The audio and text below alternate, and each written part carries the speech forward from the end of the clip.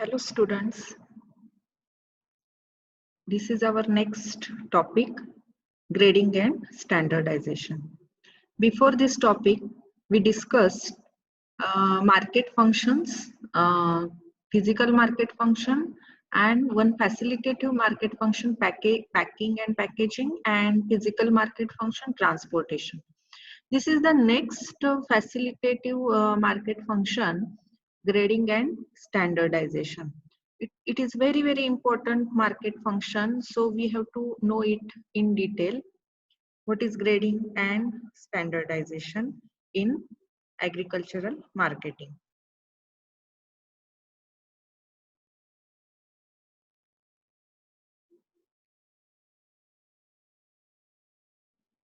Grading and standardization is a marketing function which facilitates the movement of produce.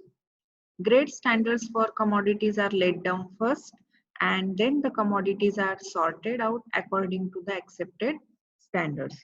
For knowing this point, I'm giving you example of fruits here, and see the example of grapes, lychee, quinoa, apple, guava, mango, pear. Here, the grading is done based on different points, okay, different standards. First of all, you have to set that standards, okay. For example, based on their weight, size, color, okay. So these are the different standards you have to first let down, and then commodities are sorted out according to that accepted standards, okay. And that particular accepted standards is given different type of grading, okay. So here in case of mango, see the weight, according to the weight, okay, there will be the grading of mango takes place. Now standardization means, definition of standardization is very important. Standardization means the determination of standards to be established for different commodities. Pyle has defined standardization as the determination of basic limits on grades, or the establishment of model processes and method of producing, handling, and selling goods and services. But simple definition, what is standardization means? The determination of standards to be established for different commodities. Standards are established on the basis of certain characteristics such as weight, size, color, appearance, texture, moisture content, staple length, amount of foreign matter, ripeness, sweetness, taste, chemical content, etc. These characteristics on the basis of which products are standardized are termed as grade standards. So these are the examples of different characteristics, and on that basis, when we standardize any product, then we can call that concept as a grade standards. And standardization means making the quality specification of the grade uniform among buyers and sellers over space and over time. Now we see the next concept, what is mean by grading. Grading means the sorting of the unlike lots of produce into different lots according to the quality specification laid down. Each lot has substantially the same characteristics insofar as quality is concerned. It is a method of dividing products into certain groups or lots in accordance with predetermined standards. Grading follows standardization. Okay, it is a sub-function of standardization. This point is very important for your objective. Grading follows standardization. Then now we see the next point, types of grading. Very important question again for your final exam point of view. Grading may be done on the basis of fixed standards or maybe variable standards. It is of three types. So first type is fixed grading or mandatory grading. What is fixed grading? This means sorting out of goods according to the size, quality, and other characteristics which are of fixed standards. These do not vary over time and space. See, in case of fixed grading, standards do not vary over time and space. It is obligatory for a person to follow these grade standards if he want to sell graded products. For a number of agricultural commodities, grade standards have been fixed by the Agricultural Marketing Advisor, Government of India. Very important again for objective question. Who fixed the grade for agriculture commodities? Agricultural Marketing Advisor, Government of India. And it is compulsory to grade the produce according to these grade specifications. Individuals are not free to change these standards. The use of mandatory standards is compulsory for the export of agricultural commodities to various countries. So this is the information regarding fixed grading oblique mandatory grading. Then we see the next type, permissive or variable grading. The goods are graded under this method according to standards which vary over time.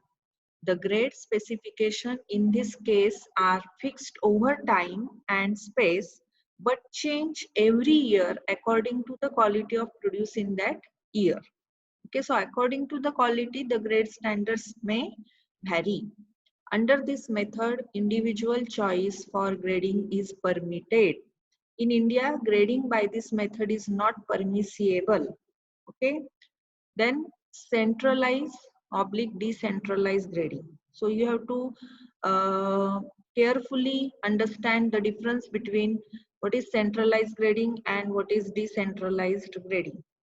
Based on the degree of supervision exercised by the government agencies on grading of various farm products, the program can be categorized into centralized and decentralized grading. Now we see what is meant by centralized grading. Under the centralized grading system, an authorized packer either set up his own laboratory manned by qualified chemists or seek access to an approved grading laboratory set up for the purpose of by the state authorities, cooperatives, associations, private agencies. Grading in respect of commodities such as ghee, butter, and vegetable oil, where elaborate testing facilities are needed for checking purity and assessing quality, has been placed under centralized grading system. Means in case of centralized grading system, well-equipped laboratory facilities required for testing the chemical content in the products such as ghee, butter, and vegetable oil. In this system, DMI, very important point, Directorate of Marketing and Inspection, exercises close supervision on grading work of approved chemists through periodical inspections of the grading stations and the quality of graded produce. So this is the point you have to know regarding centralized grading system. Now, what is decentralized grading? The decentralized grading system is implemented by state marketing authorities under the overall supervision and guidance of Directorate of Marketing and Inspection. This is followed in those commodities which do not require elaborate testing arrangements for quality assessment. The examples are fruits, vegetables, eggs, cereals, and pulses. For these commodities, the grade of the produce is determined on the basis of physical characteristics, and therefore in this particular commodities grading is done by which method? Decentralized grading method or system. Okay. Now the next point, important point, advantages of grading. Okay.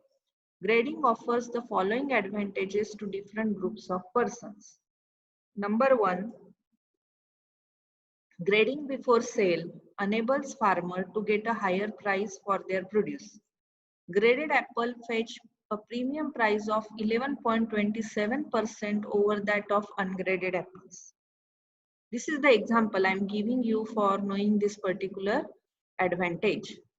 Graded Dasheri and Desi mango fetch a premium of rupees 31.50 and rupees 32.50 per quintal over the price of ungraded mangoes. Grading also serve as an incentive to producers to make market the produce of better quality. Grading facilitates marketing for the size, color, qualities, and other grade designations of the product, as well as are well known to both the parties, and there is no need on the part of seller to give any assurance about the quality of the product.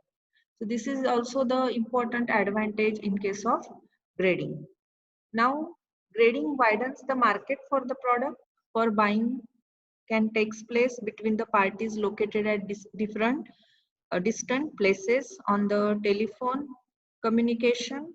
So this is also advantage point in case of grading.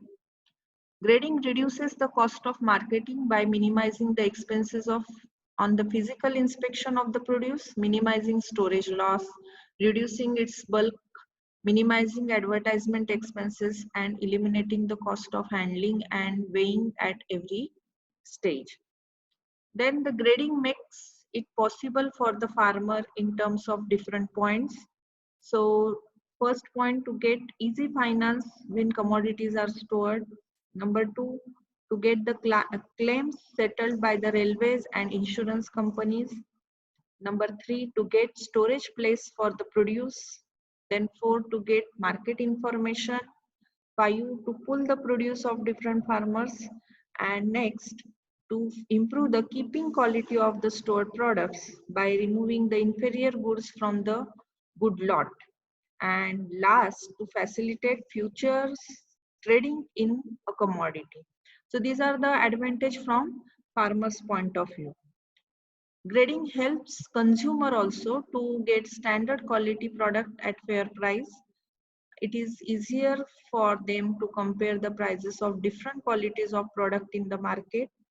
It minimizes their purchasing risk, for they will not get a lower quality product at the given price. So this is the advantage from consumer side. Then last one, grading contributes to market competition and pricing efficiency.